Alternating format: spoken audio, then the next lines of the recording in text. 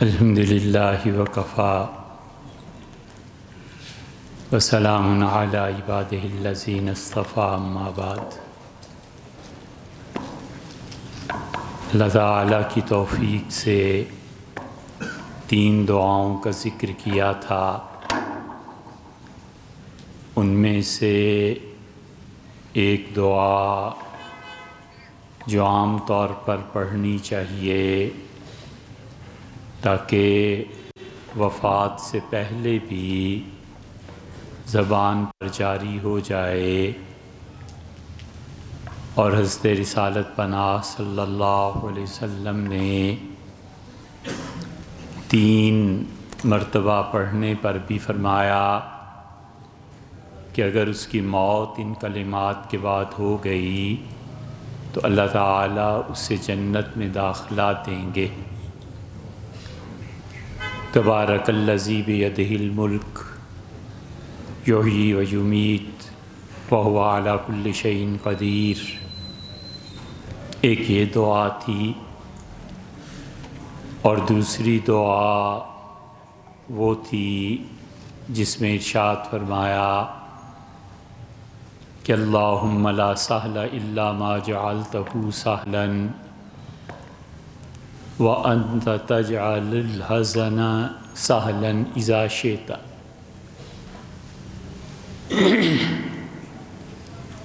وَأَنْتَ تَجْعَلُ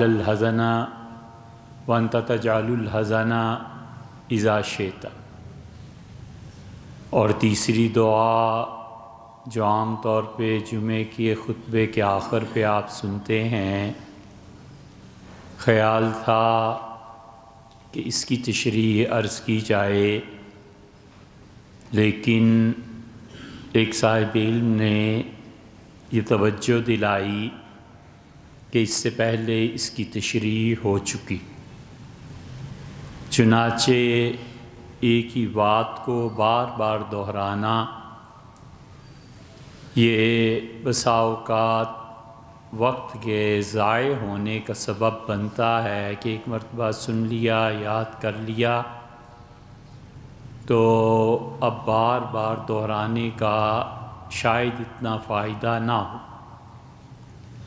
اور کبھی فائدہ ہوتا بھی ہے کہ کوئی چیز پرانی ہو جاتی ہے اور پھر انسان کے ذہن سے دوبارہ گزرتی ہے، اور وہ دعا ہے جس میں رسول اللہ صلی اللہ علیہ وسلم نے اللہ تعالیٰ کی تعریف فرمائی اور یہ ارشاد فرمایا کہ لا الہ الا اللہ الحلیم الکریم۔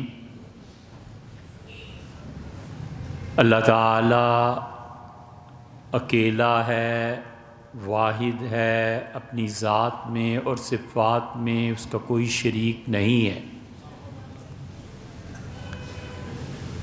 اور وہ انسانوں کی نافرمانیاں دیکھتا ہے اور اس کے باوجود درگزر کرتا ہے، اور انسان اپنا ہاتھ جب اللہ کے سامنے پھیلا دیتا ہے تو پروردگار عالم اس کے ہاتھوں کے پھیلانے کی لاج رکھ لیتا ہے،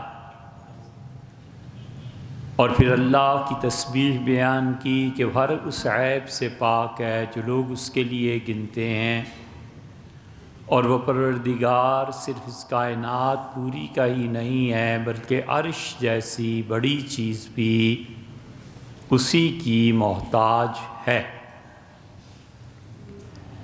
یہ عرش ایک زندہ، ایک متحرک چیز ہے، چنانچہ بہت سی روایات میں آیا ہے کہ عرش سایہ دیتا ہے اور عرش میں تحرک، تھرل پیدا ہوتی ہے۔ حضرت معاذ، سعد بن معاذ رضی اللہ عنہ کا جب سعد بن معاذ رضی اللہ عنہ کے جب انتقال ہوا تو رسول اللہ صلی اللہ علیہ وسلم نے اس پہ بہت بڑا جملہ ارشاد فرمایا، اور آپ نے کہا سعد کی روح جب پہنچی ہے عرش پہ، عرش کے قریب، تو اہتز لہ عرش الرحمن، اللہ کا عرش خوشی میں جھومنے لگا کہ کتنی بڑی روح آج اس سے جا کر ملی۔ اس لیے اللہ کی وحدانیت، اللہ تعالیٰ کا ہر عیب سے پاک ہونا، اور پھر اس پہ اللہ کا شکر ادا کرنا، اور دعا کا اصل حصہ وہاں سے شروع ہوتا ہے، اسألک موجبات رحمتک، اللہ جتنی بھی چیزیں تیری رحمت کا موجب بنتی ہیں، اے اللہ میں اس کو طلب کرتا ہوں۔ اللہ کی رحمت کیسے انسانوں کے پاس پہنچتی ہے؟ رحمت کے اسباب تلاش کرنے چاہیے۔ مثلاً رحمت کے نازل ہونے کا ایک سبب کسی کی دعا بھی ہوتی ہے۔ حضور اقدس صلی اللہ علیہ وسلم نے فرمایا کہ جب تم نے نماز میں یہ پڑھا کہ السلام علیکہ ایھا النبی ورحمۃ اللہ وبرکاتہ، السلام علینا، ہم پہ بھی اللہ کی سلامتی ہو، تو اللہ کی رحمت سلامتی کی بہت بڑی صورت ہے، سلامت جو رہے اور آفات سے خدا اسے محفوظ رکھے۔ تو آپ نے فرمایا جب تم نے یہ پڑھا کہ السلام علینا وعلی عباد اللہ الصالحین، صحیح بخاری میں آتا ہے کہ آسمانوں سے لے کے زمین تک جتنے بھی انسان اور صالح جنات اور انسان ہیں، سب تمہاری اس دعا میں شریک ہو گئے۔ اتنی بڑی چیز ہے یہ۔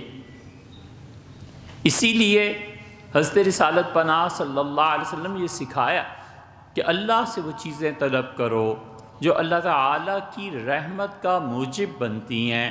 موجب کا مطلب یہ ہے کہ اس کی وجہ سے یہ ہو جاتا ہے کہ اللہ تعالیٰ پر کوئی چیز واجب نہیں ہے، ضروری نہیں ہے، مگر وہ اتنی بڑی چیز مانگو اللہ سے، اتنا بڑا رحمت کا سبب ہو جائے کہ اللہ تعالیٰ تمہیں خوش ہو کے ایک انعام سے نوازے۔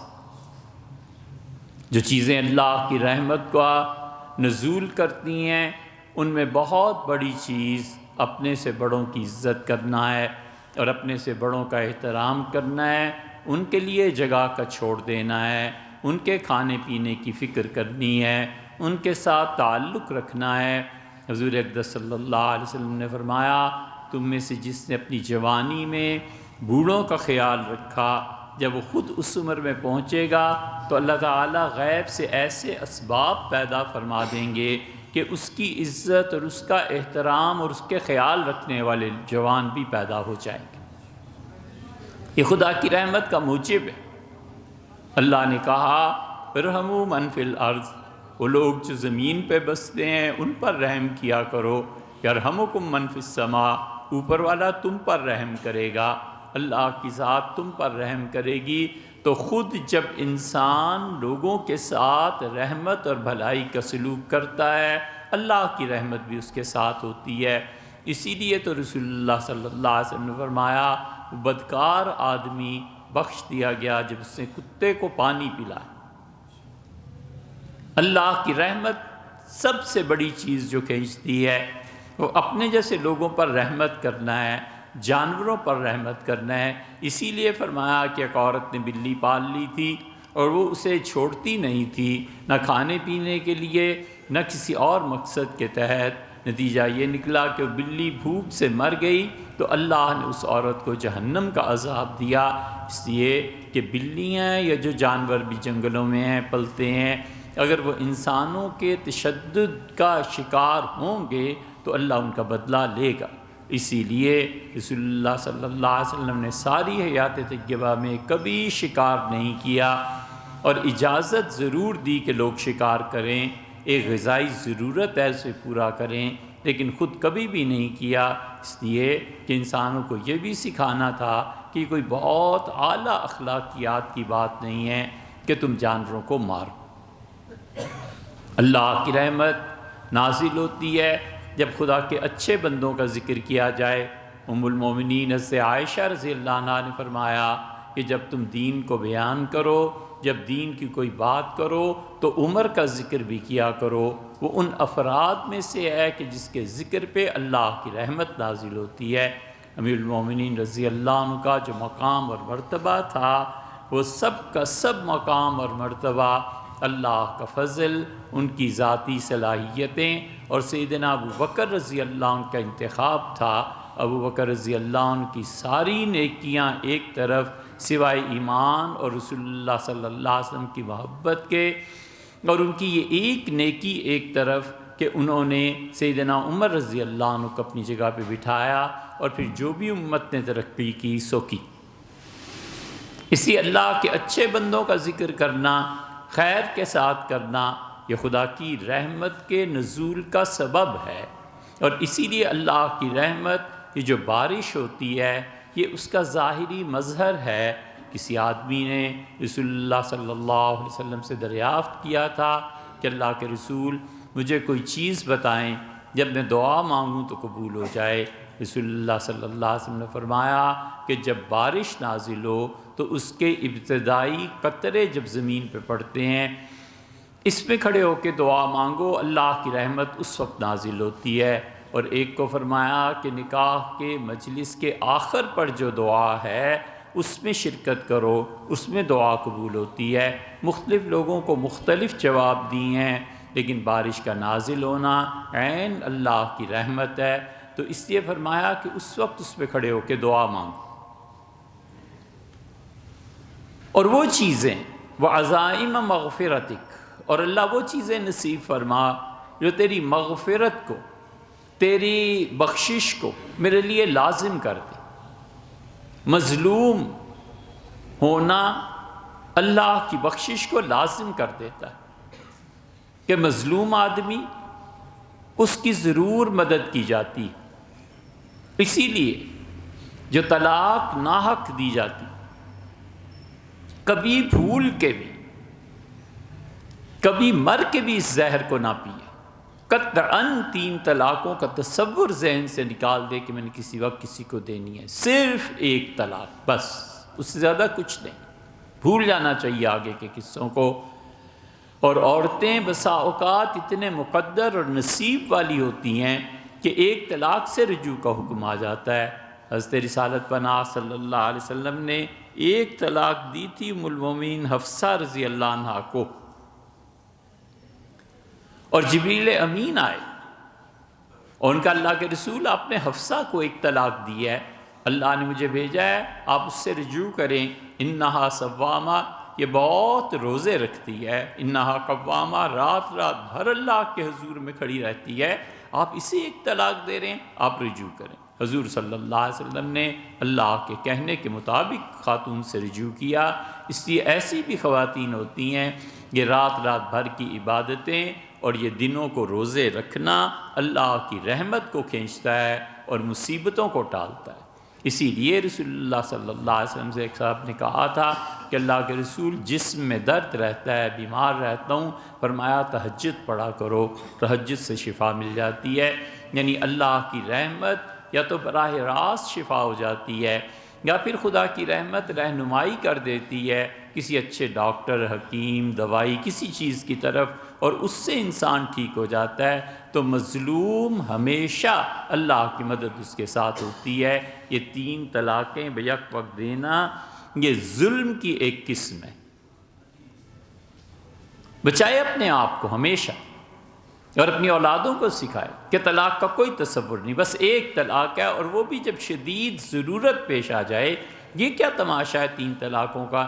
اسی لیے رسول اللہ صلی اللہ علیہ وسلم نے فرمایا کہ جب اسے بغیر کسی ظلم کے طلاق دی جاتی ہے تو اللہ تعالیٰ اس آسمان پہ آتا ہے جس آسمان کو ہم اور آپ دیکھتے ہیں۔ اللہ کا آنا مخلوق کے آنے جانے سے بالکل پاک اور اسی شان، اسی ذات کے لائق ہے جو اس نے فرمایا ہے۔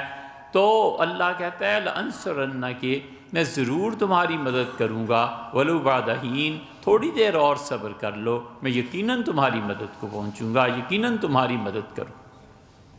اسی لیے اللہ نے فرمایا لا يحب اللہ الجہر بالسوء، اللہ کو اچھی بات نہیں لگتی کہ تم کسی کو برا بھلا کہو، کسی کو بد دعائیں دو، الا من ظلم، ہاں جس شخص پہ ظلم ہو رہا ہو، اللہ نے کہا اس کو اجازت ہے کہ وہ 2-4 باتیں اگر کر دے زیادہ بھی حق سے، اس کو اجازت ہے، اس لیے کہ اس پہ ظلم ہوا ہے۔ تو وہ چیزیں جو اللہ کی مغفرت کو کھینچتی ہیں، ان میں سے ایک مظلوم ہے، اسی لیے سے معاذ بن جبل رضی اللہ عنہ جب یمن جا رہے تھے تو رسول اللہ صلی اللہ علیہ وسلم نے خاص طور پہ جو نصیحتیں فرمائی تھیں ان میں سے کہا تھا کہ معاذ ایاک والظلم، معاذ ظلم سے بچنا، یاد رکھو لیس بینہ و بین اللہ حجاب، مظلوم آدمی کے درمیان، اس کی دعا کی قبولیت کے درمیان اور اللہ کے درمیان کوئی فاصلہ نہیں رہتا، اللہ مظلوم کی مدد کرتا ہے۔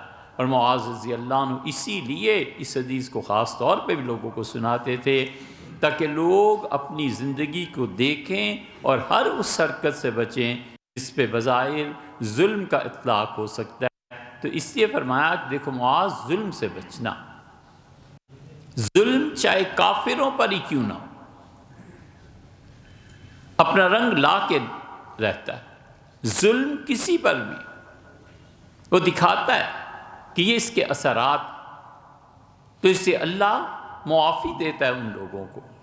اسی طرح اللہ کی مغفرت توبہ سے پیوست ہے کہ آدمی توبہ کرتا رہے، اتنی بڑی چیز ہے یہ توبہ اور استغفار اور اللہ سے معافی مانگنا کہ یہ کفار مکہ آئے ہیں مشرکین بدر کی جنگ سے پہلے، انہوں نے جانا ہے۔ اب دوسری روایت میں آتا ہے کہ حضور اقدس صلی اللہ علیہ وسلم کی ہجرت سے پہلی رات، دونوں صحیح ہیں، دونوں مرتبہ یہ آئے ہوں گے، اور انہوں نے کہا کہ اے اللہ اگر یہ محمد صلی اللہ علیہ وسلم کو تو نے بھیجا ہے اور اے پروردگار اگر یہ تیرے نبی ہیں تو فامطر علینا حجارۃ من السماء، آسمان سے اے رب پتھر برسا ہم پہ، اویتنا بعذاب علیم، اللہ اپنا دردناک عذاب نازل کر اگر یہ شخص تیری طرف سے۔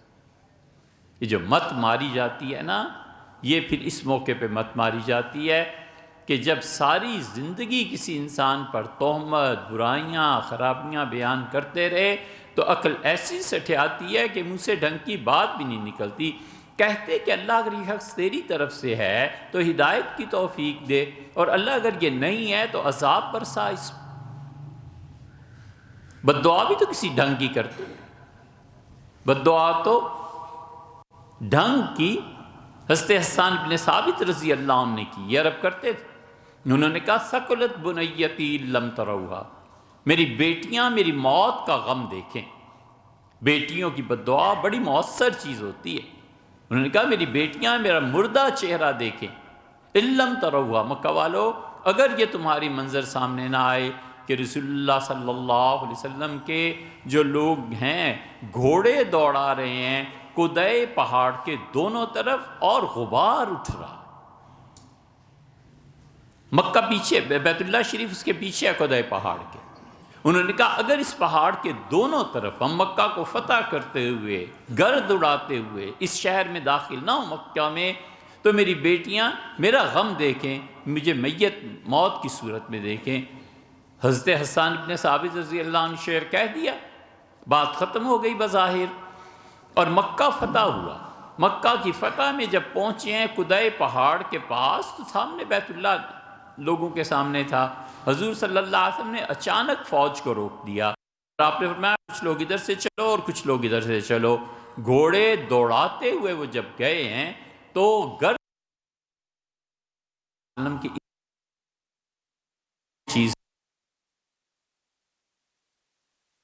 فرمایا، آپ نے کہا میں نے اس لیے کی سب کچھ تاکہ میرے حسان کی قسم پوری ہو جائے، یعنی اس کی بیٹیاں اس کو غم کی حالت میں نہ دیکھیں، اس کو وفات کی حالت میں نہ دیکھیں۔ حضور صلی اللہ علیہ وسلم کو اپنے اصحاب کا اتنا خیال رہتا تھا کہ فرمایا دونوں طرف جاؤ پہاڑ کے، تو اللہ کی رحمت کو، اللہ کی مغفرت کو، گناہوں کے معاف کرانے کو اتنی مؤثر چیز ہے کہ ان ظالموں نے بد دعا کی اور کہا کہ اللہ یہ شخص اگر حق پہ ہے تو ہمیں عذاب دے، اور ہم پہ پتھر برسا۔ اللہ تعالیٰ نے جواب میں کہا ہے، اللہ نے فرمایا ہے کہ دو چیزیں ہیں، اگر یہ نہ ہوتی تو میں ان کی خواہش کو بھی پورا کرتا۔ اللہ تعالیٰ نے فرمایا وَأَنْتَ فِيهِمْ، جب آپ یہاں موجود ہیں نا تو آپ کی موجودگی میں مکہ والوں پر پتھر برسانا یہ ہماری شان کے خلاف ہے، آپ کی عزت کے خلاف۔ اب ہمیں اتنے اچھے لگتے ہیں کہ آپ اس مکہ شہر کے لیے ہماری امان ہیں، ہماری طرف سے آپ پناہ والے ہیں، اور جس شہر میں آپ رہیں وہاں بھی ہماری پناہ ہے۔ ما کان اللہ لیعذبہم وانت فیہم، اللہ کبھی عذاب نہیں دے گا جب تک آپ یہاں ہیں۔ ما کان اللہ، اور اللہ انہیں عذاب نہیں دے گا، اس سے معافی مانگتے ہیں۔ والوں کا دستور تھا رات سونے سے پہلے بار بار کہتے تھے کہ اللہ گناہوں کو معاف فرما، اللہ گناہوں کو معاف فرما۔ یہ ان کا کم سے کم دنیاوی عذاب سے انہیں روک گیا، دنیا میں عذاب نازل نہیں ہوا۔ ایک طرف ان کا استغفار، ایک طرف حضور اقدس صلی اللہ علیہ وسلم کے ساتھ دشمنی۔ ان کا استغفار، اللہ نے کہا فی الحال دنیا میں تو تمہیں اس لیے عذاب نہیں دے رہے کہ تم معافی مانگتے ہو، اس لیے جو شخص اللہ سے معافی مانگتا رہتا ہے خدا اس سے درگزر کرتا رہتا ہے۔ ہمیشہ اللہ سے معافی پہ رات کو سونے سے پہلے جو اعمال کرنے کے ہیں ان میں سے بہت بڑا عمل یہ ہے کہ دل میں اللہ سے بات کرے اور دل میں معافی مانگے۔ اپنے گناہ اور اپنی چیزیں بہت تفصیل سے نہیں یاد رکھنی چاہیے، نہ کرنی چاہیے، مگر یہ کہ اللہ سے اجمالاً معافی مانگنی چاہیے کہ جو بھی نافرمانی ہو گئی اور جو بھی لغزش ہو گئی اللہ اس کو معاف کر۔ یہ استغفار عذاب کو پرے کرتا ہے۔ اللہ کی مغفرت کیسے لوگوں کو نصیب ہوتی ہے؟ اسی دعا میں نا، وہ عزائم مغفرت کو لاتی کھینچتی ہیں۔ بہت بڑی چیز حضرت رسالت پناہ صلی اللہ علیہ وسلم پہ درود شریف کا پڑھنا ہے۔ نبی کریم صلی اللہ علیہ وسلم نے طویل سجدہ کیا، صحابی رضی اللہ عنہ کہتے ہیں اتنا طویل سجدہ تھا کہ میں قریب ہو کے سننے لگا کہ سانس بھی آ رہی ہے یا نہیں، میں زمین پہ چپ گیا۔ اور اب کافی دیر کے بعد میں نے کہا اللہ کے رسول کیا ہو گیا تھا آپ کو؟ حضور صلی اللہ علیہ وسلم میرے پاس ایک فرشتہ آیا، کیا ہے کہ جو شخص آپ پر سلام پیش کرے، درود 10 اس کے گناہ معاف کر دیں گے، 10 رحمتیں اس پہ نازل کریں گے۔ تو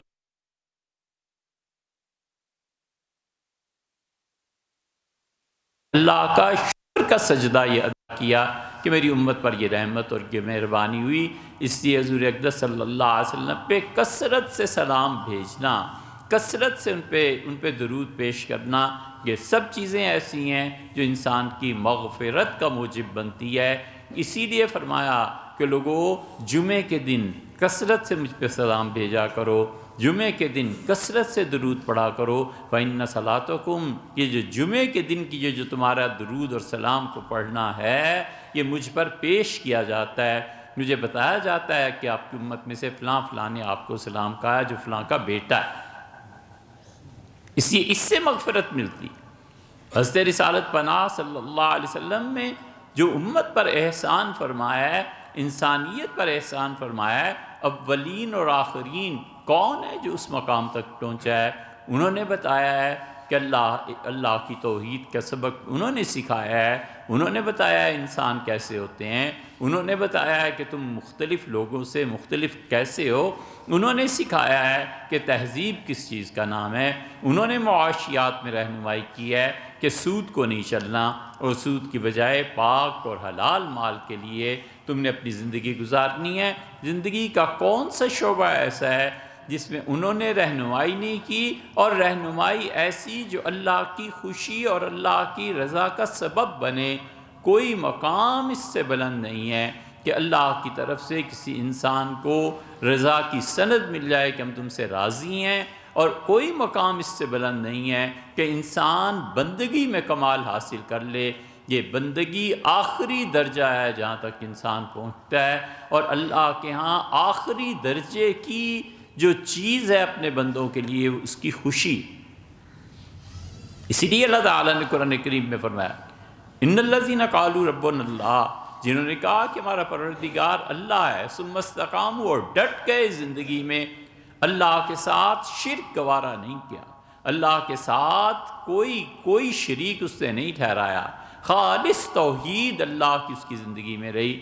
اللہ نے فرمایا ان الذین قالوا ربنا اللہ واستقاموا، اور پھر ڈٹ گئے اس بات پر۔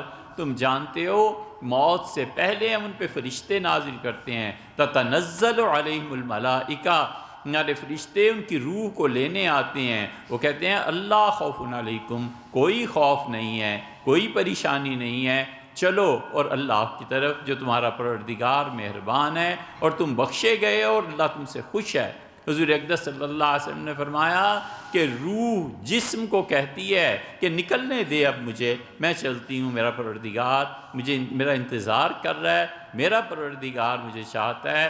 اور رسول اللہ صلی اللہ علیہ وسلم وہ اتنی تیزی سے چلتی ہے روح، جس طرح تم آسمان کو دیکھتے ہو اور جہاں سے گزرتی ہے فرشتے تعجب سے اس کی خوشبو سونگھتے ہیں، دیکھتے ہیں، اور فرشتے تعجب سے کہتے ہیں کہ کیا پاک روح ہے، حتیٰ کہ وہ اللہ کے عرش کے نیچے جا کر سجدے میں پڑ جاتی ہے۔ وہ روح جس طرح نظر پہنچتی ہے آسمانوں پہ، ایسے ہی وہ روح چل پڑتی ہے۔ یہ اللہ کی مغفرت بہت بڑی چیز ہے، اللہ جس کو بھی نصیب کرے، اللہ تعالی ہم سب کو نصیب کرے۔ موجبات العزائم و مغفرت والسلامت من کل اسم، اور اللہ میں تجھ سے دعا مانگتا ہوں ہر گناہ سے میری حفاظت فرما۔ انسان میں اور جانور میں کیا فرق ہے؟ انسان میں اور جانور میں اتنا سا فرق بہت واضح ہے کہ جانور جبلت کے تحت چلتا ہے اور انسان اپنی عقل اور قوت ارادی کے ساتھ چلتا ہے۔ یہ الگ بات ہے کہ کوئی قوم جانوروں کے درجے تک پہنچ گئی۔ ہم نے 200 اور 300 سال انگریزوں کی غلامی نہیں کی، نہ، ہم نے انگریزوں کی پرستش کی ہے، ہم ان کے عاشق ٹھہرے۔ ہم میں جو آزادی کی تڑپ پیدا ہوئی نا، وہ بھی انہی انگریزوں کی دی ہوئی تھی، وہ بھی انہوں نے ہی سکھایا تھا۔ وہ جو اسلام نے آزادی کا کہا تھا، اگر اتنی وہ آزادی عزیز ہوتی تو اپنے نفس پہ قابو نہ ہوتا، اپنے نفس کے غلام رہے ہمیشہ۔ وہ انگریزوں نے جو پٹی پڑھا دی تھی جمہوریت کی اور اس کی اور اس کی، وہ آزادیاں تلاش کرتے رہے۔ اور ایک ہوتا ہے کوئی حاکم ہو اور کوئی اس کا غلام ہو، وہ بھی ایک الگ چیز ہے۔ انگریز ہمارے آقا کب تھے؟ تو ہمارے عاشق تھے، ہم تو ان کے محبوب تھے نہ، وہ ہمارے محبوب تھے، ہم تو ان پر مرے ہوئے تھے، جان دی ہوئی تھی۔ اسی لیے آپ اس قوم کے رہنماؤں کی یاد رکھو، ہمیشہ ماضی قریب میں جو اینٹیں بنتی ہیں وہ حال کو تعمیر کرتی ہیں۔ ماضی قریب میں جو درخت بنا ہوتا ہے وہ حال کا دروازہ ہوتا ہے۔ ماضی قریب میں جو کپاس اتاری جاتی ہے وہ حال کا لباس بن جاتا ہے۔ ماضی قریب میں کیا کیا؟ آپ کبھی وہ مضمون پڑھیں، ماضی قریب میں جو لندن گئے تھے سر سید، اور انہوں نے وہاں دیکھی، پہلے ہوتا تھا نا واش روم میں وہ ایک زنجیر لٹکتی ہوئی ہوتی تھی، پانی کی ٹینکی اوپر ہوتی تھی، اس زنجیر کو کھینچتے تھے تو فلش ہو جاتا تھا، صفائی ہو جاتی تھی۔ اس کی تعریف میں ایسی چیزیں مضمون میں لکھی ہیں، جب پڑھیں تو اب تو ہنسی آتی ہے، لیکن انہوں نے کہا کیا بات ہے وہاں فلش سسٹم کی، اور کیا بات ہے وہاں کی واش رومز کی، اور یہ اور وہ، یہ سب کا سب ان کا عشق تھا، ان کی محبت تھی، جس میں مسلمان ڈوبے ہوئے تھے اور ہندو ڈوبے ہوئے تھے، اور انہوں نے بغیر تفریق کے کیے کہ اچھا ہے یا برا ہے، علم میں ان سے چیزیں لیں۔ ہمارا نظام تعلیم اب تک ان معشوقوں اور محبوبوں کے تحت چل رہا ہے، اور ہم نے اسی سے اپنی قوت اخذ کی، اسی کے مطابق اخلاقیات بنائے۔ یہ سب کچھ ان کی کرم فرمائی تھی جو اب ہو رہا ہے۔ اس لیے ہم نے آزادی کب سیکھی؟ یہ جو پروگرام اب آ رہے ہیں اور جس طرف اگلی نسل جا رہی ہے، یہ پوری عاشقی ہے امریکہ کی کسی اور چیز۔ فرانس میں ایک ہفتہ پہلے جو لباس اور جو چیزیں چلتی تھیں پیرس میں، ہفتے بعد تہران پہنچ جاتی تھی۔ اب جو کچھ یو ایس میں اور انگلینڈ میں ایک ہفتہ 2 ہفتے پہلے ہوتا ہے، یہاں کا لباس بدل جاتا ہے، یہاں کی تہذیب بدل جاتی ہے۔ یہ سب کیا ہے؟ محبتیں نہیں ہیں تو اور کیا؟ ہم ساری بحث کو سمیٹیں ایک جملے میں، اللہ کو جو بندگی ہم سے مطلوب تھی، اور اللہ جیسے ہمیں اپنا غلام دیکھنا چاہتا تھا، ہم نے انگریزوں کو اس مقام پہ بھیج دیا ہے، ہم نے رکھا ہے، اور اب ہم ان کے غلام ہیں، اور جو اللہ کی بندگی تھی اس کی بجائے ہمارا معبود انگریز بن گیا۔ اتنی تیزی سے یہ حالات آ رہے ہیں کہ جو ان کے ہاں ہے وہ ہمارے ہاں ہے۔ تو اس لیے سوچنا چاہیے کہ تہذیب اور تمدن اور آگے کی چیزیں کیا، اللہ کا قانون نہیں منظور، اور منظور ہے تو وہ قانون جو ہماری عقل گھڑ لے۔ یاد رکھو، کسی بھی آدمی کو معاذ اللہ استغفر اللہ بدکاری پہ یا کسی چیز پہ اس کو نامرد کر دینا، یہ شریعت کی نگاہ میں جرم ہے۔ شریعت کہتی ہے کہ اس انسان کو سزا دی جائے گی، جیل میں ڈالا جائے گا جو کسی کو نامرد کرے۔ اے ظالموں، اللہ کا قانون کیوں نہیں؟ اللہ کہتا ہے یہ کرو، ہم کہتے ہیں نہیں ہم یہ کریں گے۔ یہ کیا چیز ہے؟ یہ سراسر وہ غلامی، 200 سال جن کی ہم نے عبادت کی ہے نا، اور جن کو اپنایا ہے محبوب کے طور پر، یہ سب چیزیں اس کا نتیجہ۔ یہ ابھی اب ماضی قریب میں یہ سب چیزیں گزری، اس لیے ہمیشہ انسان غور کرے کہ اس میں اور جانور میں کیا فرق ہے۔ جانور جبلت کے تحت جیتا ہے، پیاس لگ گئی دریا میں چلا گیا، پانی پی لیا، کھانے کے لیے طلب ہوئی جانور کو مار گرایا اور کھا لیا۔ یہی روحیں اب یہاں بنتی چلی جا رہی ہیں کہ جس چیز کا جی چاہ کر لیا، کوئی پوچھنے والا نہیں۔ اللہ کہتا ہے والسلامۃ من کل اسم، مجھ سے دعا مانگو کہ اللہ ہر گناہ سے سلامت ہو، والغنیمۃ من کل بر، اور اللہ ہر نیکی کی توفیق عنایت فرما۔ ظاہر ہے کہ اب جو کچھ آپ جمعوں میں سنتے رہتے ہیں، اگر کہیں پہ علم ہے تو نیکی کی رہنمائی ہے کہ آپ یہ نیکی کریں، یہ اچھی بات کریں، یہ اچھی بات کریں۔ اگر کہیں پہ علم نہیں ہے اور صرف ایسی تقریریں ہیں جو پھر وہی تقریر سننی ہے، پھر وہی تقریر سننی ہے، اس سے بہتر ہے کہ آدمی نفل پڑھ لے۔ یا پھر دوسری صورت یہ ہے کہ علم سے کوئی مناسبت نہ ہو، کوئی نئی چیز سننے سیکھنے کو نہ ملے، تو پھر بہتر یہ ہے کہ آدمی کہیں اور چلا جائے۔ یہ سب حقائق ہیں اور حقائق کی دنیا میں رہنا چاہیے۔